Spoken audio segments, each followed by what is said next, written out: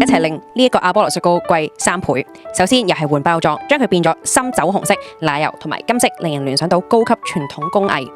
硬身嘅禮盒咧，睇落就更加精緻啦，耐用又可以收藏。咁咧，你知 iPhone 個盒都好硬噶嘛，佢哋係特登設計成咁，令人唔想抌個盒，所以咧就有種收藏嘅感覺。變相咧個盒一直擺喺你屋企，就做咗一個免費宣傳啦。佢哋係有做過呢個產品嘅設計嘅，跟住我會喺個盒嗰度做燙吉、凹凸嘅壓紋，令到佢更加高級，越小緻越好，越單調咧反而係越高級嘅。跟住啦，我特登咧就會用低飽和嘅配色，唔好用太鮮紅嘅顏色啦，俾大家睇下。如果有強烈鮮紅嘅感覺，就算佢包裝係高級啦，佢顏色嘅選擇咧，咁咧就會令到成件事好嘈啊。所以咧就將佢顏色變翻 calm 少少，即使雪糕本身冇變，仍然會令人覺得好貴，因為佢提升咗產品嘅感知價值啊！呢樣嘢好緊要，感知價值，大家快啲寫翻低。感知價值唔係件產品本身係乜嘢咁簡單，而係客戶嘅感知價值。而我哋做品牌同埋寫稿啦，其實就係要提升客戶嘅感知價值。所以咧，客戶唔會再將佢同普通嘅超市雪糕做比較噶啦，而係會將佢同高級日式甜品啦，同埋其他嘅手信去做比較啊。咁當個產品所屬嘅參考類別唔同咗啦，就算佢嘅價錢咧貴咗3倍咧，客戶都覺得好合理，而且反而佢哋會覺得咁平會唔會係假嘢啊，或者呃人添？所以你賣嘅唔係隻雪糕，係有